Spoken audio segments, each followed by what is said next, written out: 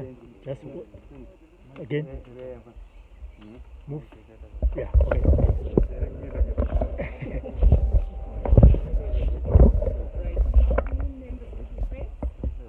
We'd like to welcome you to the MDC Alliance Press Conference, which will be addressed by Honorable Vice President Tendai Biti.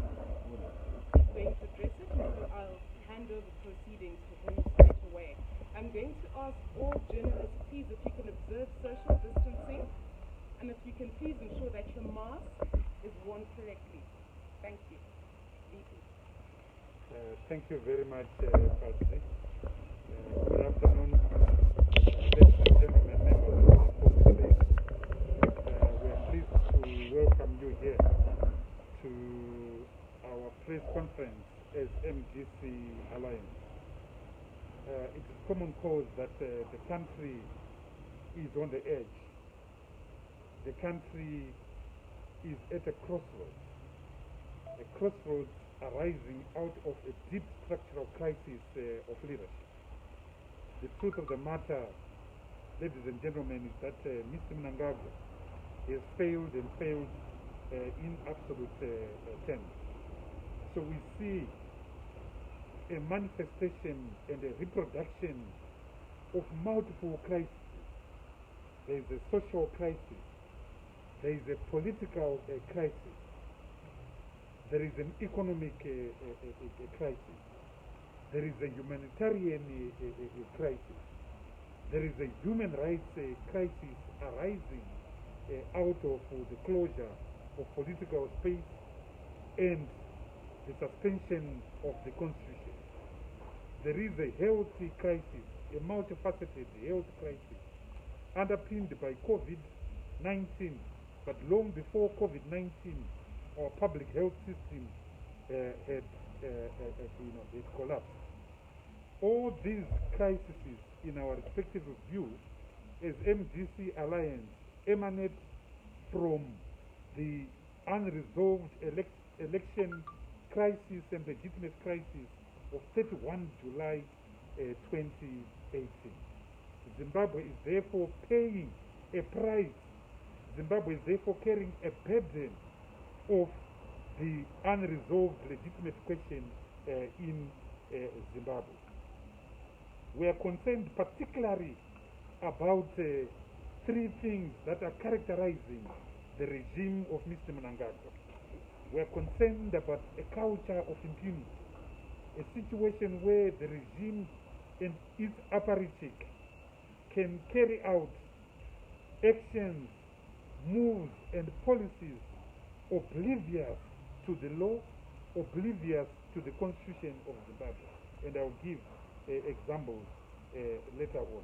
So there is impunity. And the twin cousin of impunity is entitlement. We are grossly concerned with the culture of entitlement that is pervading our country. And later on I'll speak about corruption, huge amounts of corruption that are arresting our country. We are concerned about the huge extraction levels in our country, the levels of state capture. Every institution in our country, without exception, from the executive, the legislature, all institutions are captured in our country. And I will talk about that in a while. We're concerned about the lack of leadership. What we have seen in our country is a situation where the regime remains oblivious. The regime remains indifferent to the suffering of our people. As I'm talking to you right now, inflation is now exceeding 1,400%, which is the second highest in the world after crisis hit Venezuela. And for us in the MDC Alliance, it is unacceptable that we can find ourselves in another bout of hyperinflation pursuant to the meltdown years of 2004 to 2008. As I'm talking to you right now, there's massive wage erosion due to de-dollarization, due to the demonetization of the regime of multiple currencies.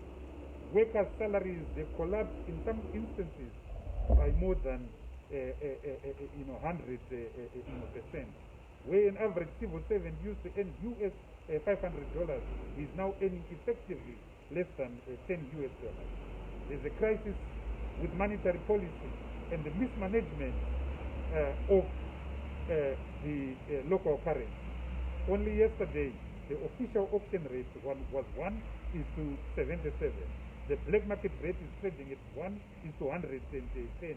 You can't plan, you can't organize your business in a situation of a volatile currency crisis and a distorted exchange rate. We're concerned about the closure of the Zimbabwe Stock Exchange without due process, without any respect to the rights of members of that stock exchange. And it's not just the Zimbabwe Stock Exchange that has been closed. Also social markets, the indiscriminate moves taken against the informal economy when 95% of Zimbabweans are unemployed and 95% of Zimbabweans are located in the informal economy. So we call for the unconditional reopening of the Zimbabwe Stock Exchange. We stand opposed to the indiscriminate treatment of the old mutual PPC and CIDCO. The constitution must be upheld. The rules of the law must be respected. Company law must be respected. The Securities and Exchange Act must be respected, and therefore the Zimbabwe Stock Exchange must be called, must be reopened, and reopened unconditionally. We're also concerned about the attacks on Econet.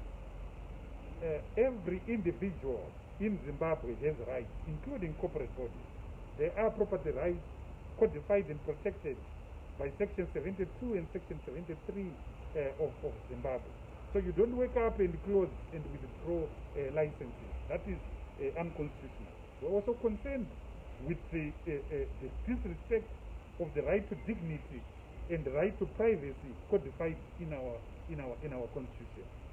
We object very strongly the attempt by the state to extract data and privacy data from Econet. We find that unacceptable. I want to move to the social crisis.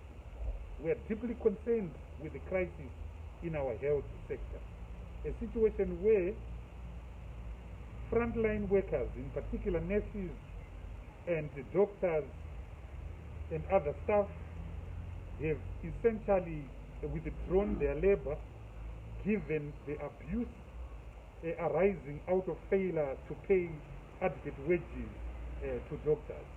We call upon the authorities to urgently address this very simple issue. Pay doctors, pay nurses in an adequate salary expressed in multiple currencies.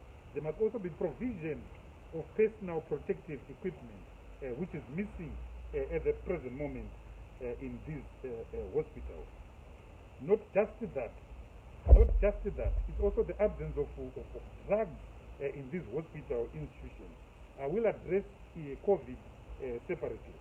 We're also concerned with the humanitarian crisis in our country, where 7 million Zimbabweans are food fragile and where 7 million Zimbabweans need assistance.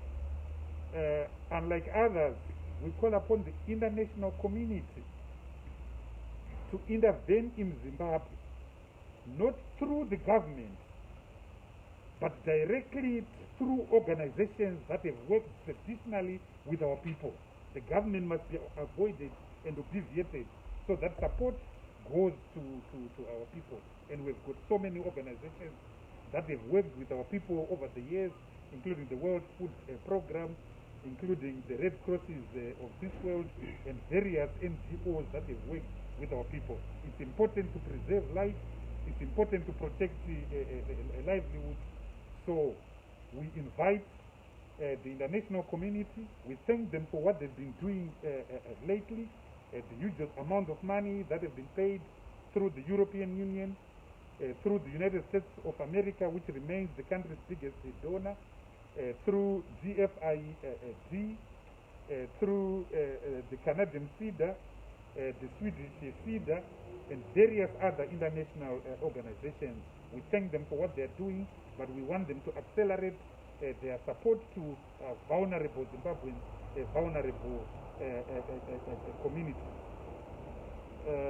We are concerned about the crisis of governance in our country. That crisis of governance is reflected in a number of key issues that I'm going to talk about.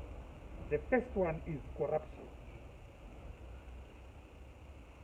We estimate as MDC Alliance that out of every dollar that is being paid by the tax by a taxpayer in Zimbabwe, 60 cents are failing to reach the taxman. 60 cents is being stolen from every dollar that is being paid to the taxman. So corruption is putting a huge premium on the country's development. When there are no drugs in hospitals, it is because of corruption. When the civil servant is not being paid adequately his wage, it is because of corruption. We have seen this corruption in different forms across the length and the breadth of our country. The number one form of corruption is, of course, been the abuse of the US dollar and foreign currency perpetrated and implemented through the Reserve Bank. And it is our view that the Reserve Bank must forthwith abandon export surrender requirements, which are in any event not supported by law.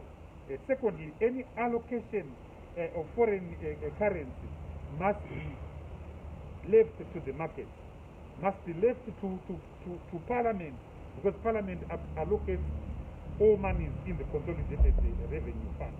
So the Reserve Bank must be removed in the value chain of foreign currency in this country, because it has become a reservoir, a huge trough of leaking and arbitrage. Number two is command agriculture. As we keep on saying, 2.7 billion US dollars was stolen directly through Treasury in 2017. 3.5 billion US dollars was stolen directly through Treasury in 2018. We are eagerly awaiting the 2019 audit report. And ladies and gentlemen, I can assure you that the 2.7 billion of 2017 and the 3.5 billion dollars of 2018 will pale into insignificance because of what they did in 2019. Some of the deals which we know, for instance, who financed the acquisition of Zimaloy, the acquisition of BMC, the acquisition of a private bank, we have no doubt those were done through Treasury. So the gap from corruption in 2019 is going to be bigger than both 2017 and 2018. We are concerned with procurement. We have seen the massive disrespect of the procurement laws, particularly in health, where little companies who don't even have physical addresses have extracted huge amounts of money from Treasury, with little fish, little people being prosecuted. And where they've been prosecuted, it has been a catch and release. So massive corruption is taking place through public procurement, a situation where the country's procurement laws, as I have said, is not being respected. We note, for instance, the massive corruptions in all the parastatals. We have just gone through the audit report of 2019 of ZESA. It's a shocking report where millions and millions of dollars were allocated and distributed without respect to the laws, without respect to good corporate governance. We've just gone through the report of Zinara, where again millions and millions of US dollars were stolen without respect to the laws, without respect to the country's procurement laws. We've gone through the report of NASA, again a shocking saga of corruption. So the conclusion we make as MDC Alliance is that the bulk of these parastatals are nothing but feeding troughs for the elite in ZANU-PF. And needless to say, that puts a premium, a development premium on the country's capacity. On human rights, we are concerned, seriously concerned, by the continuous abductions of colleagues.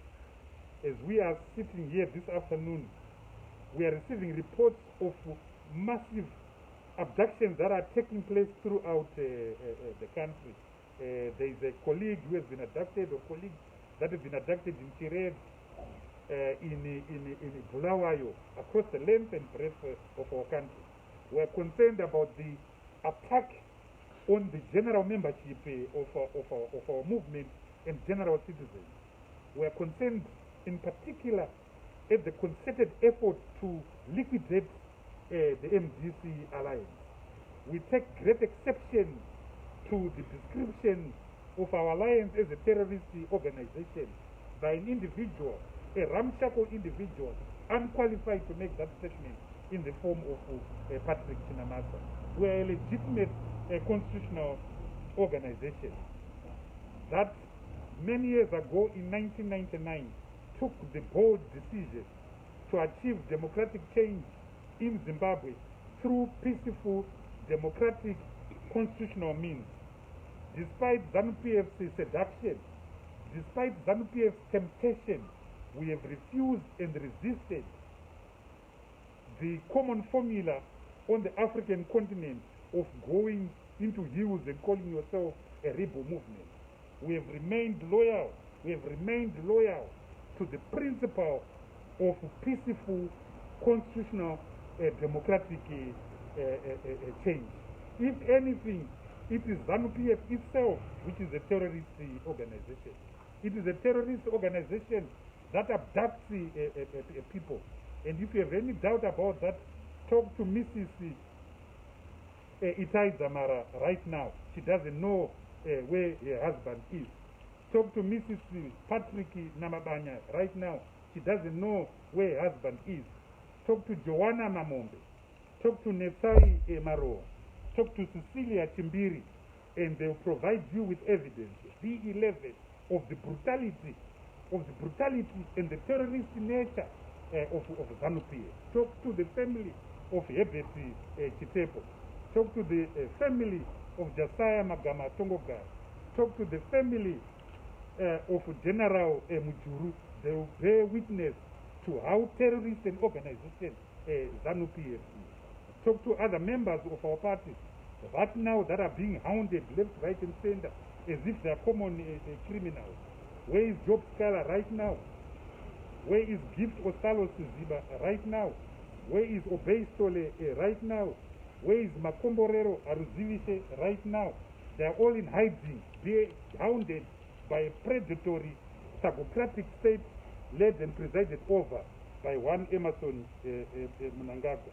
So I want to emphasize that we will remain loyal and to the value of peaceful transformation of our country, which is why in March of last year we launched a document called Reload.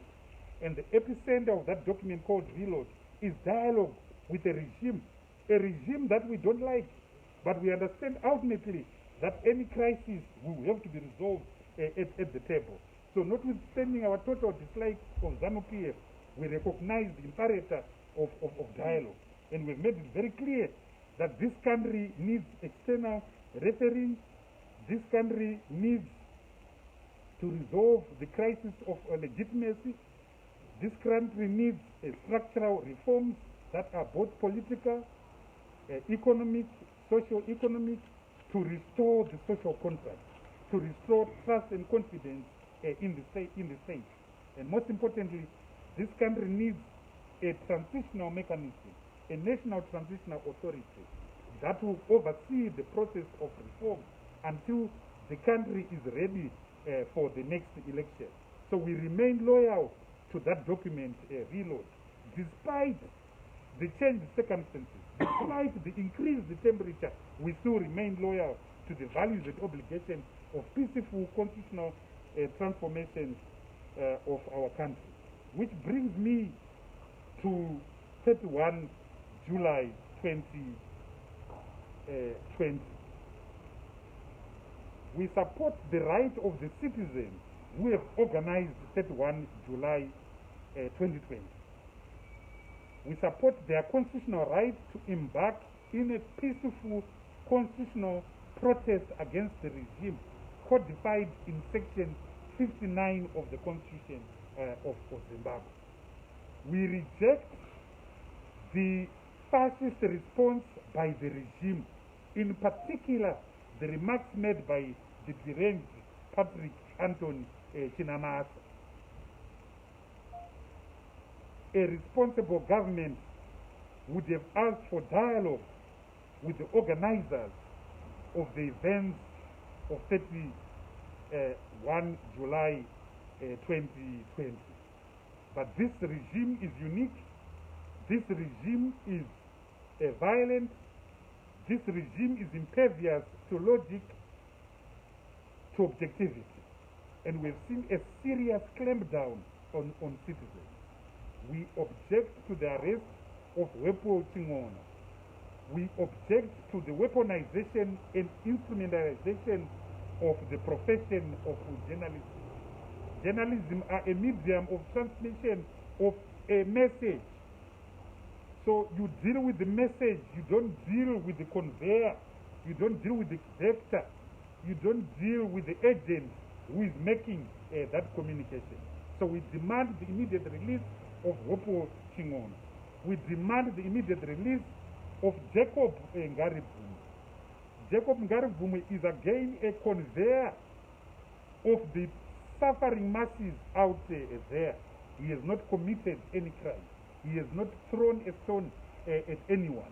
And anyone who has watched these videos, it's clear that he is calling for a peaceful program on the 31st of July 2020. So we object to ZANU's attempt to convert the 31st of July 2020 into another 1st of August 2018. We object ZANU's attempt to convert 31 July 2020 into another 1st of August 2018. We don't want bloodshed. We don't want bloodshed. We want the Constitution to be upheld. We want the Constitution to be respected. I now want to finish on COVID. As a movement, we are greatly concerned with the regime's mismanagement of the COVID-19 pandemic. And I will highlight its omissions. The first omission has been the regime's failure to conduct adequate testing for our people. Rapid tests, RCPs, don't work, and in many countries they are actually used for mere research, those 5 minutes tests. This government has failed to effect a rollout of proper diagnostic tests. Number two, the regime has failed to isolate, to track, and to quarantine victims of COVID-19.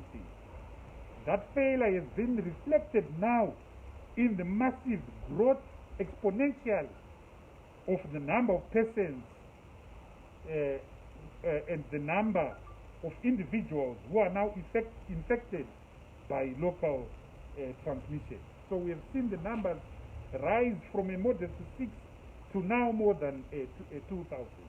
We place responsibility, we place culpability purely and strictly on the doors of the regime, on the doors of Emmerson Dambudzo Mnangagwa. So what is now happening is that the combination of COVID, the combination of a very cold winter, the combination of a hungry population that doesn't have jobs, that doesn't have food.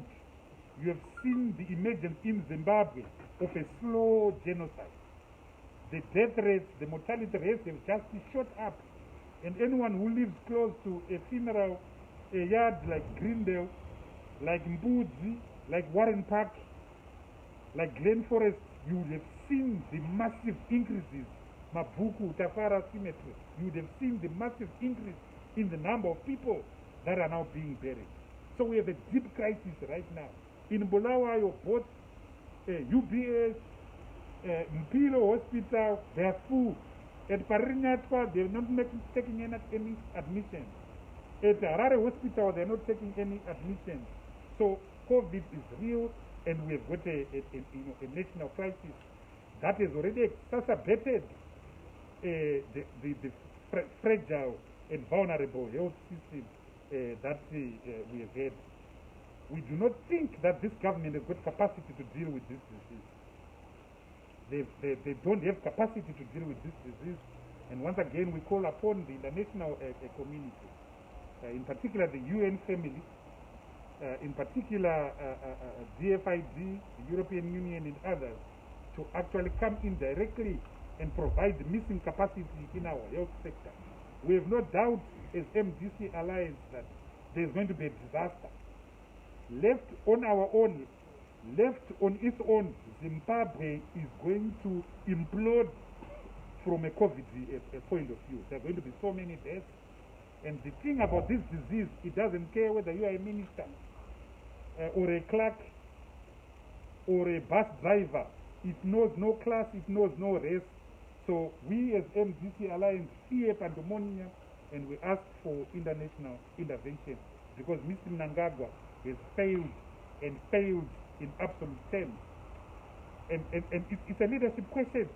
Why has he failed to appoint a substantive minister of health ever since firing Obadiah the Fulmore? Why has he failed to appoint a substantive permanent secretary in the Ministry of Health?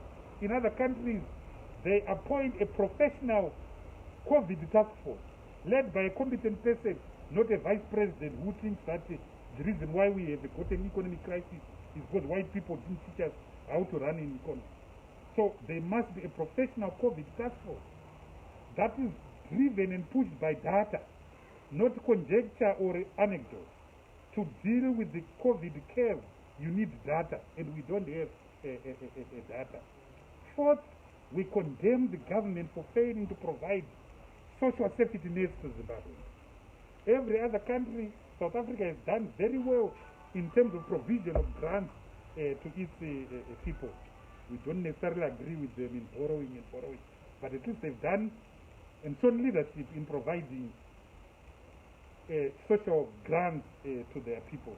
In Zimbabwe, there are no social safety nets. And we asked this regime, they read out an $18 billion package to give social safety nets of at least US $50 per household per week until the COVID pandemic is over. We also asked that they should release a package, a business package to SMEs and business, because it's not just enough to flatten the health curve. The economic curve must also be flattened.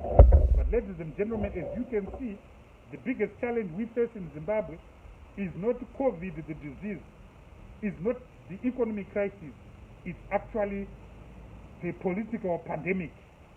It's actually COVID, the politics. And that is the graph that needs to be flattened. That is the curve that needs to be flattened. And as the biggest political party in our country, we've got big responsibility on our shoulders.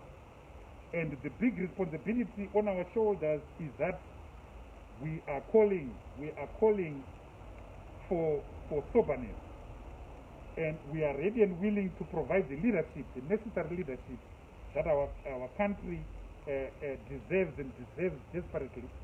We are calling for the immediate cessation by this state of all hostilities against the individuals. The abuse of human rights in every quarter of our lives, and mentioned the abuse to property rights, the abuse to human rights, the right to privacy, the right to dignity. We are calling for the restoration of the Constitution as a matter of urgency. COVID has allowed this regime through the back door to impose a de facto state of emergency. So everyone's rights have been transcended and abused and suspended. So we are calling immediately for the restoration of the Constitution and constitutionalism in Zimbabwe. And finally, we're calling for intervention from the region. President Cyril Ramaphosa, in his capacity as chair of SADC, in his capacity as chair of the African Union, must know that there's a crisis in this country. The crisis needs external refereeing. It's urgent that we must attend to serious, deep structural reforms in this country, as we argued in Reload. It's urgent that there is a political solution as a matter of urgency. Without that, there will be an implosion. Without that, blood will be shed on the streets. So, as the biggest political party in Zimbabwe, we're calling for leadership, and we're ready and willing to provide that leadership. And thank you very much. Thank you very much, Honorable E.T. We will now take questions.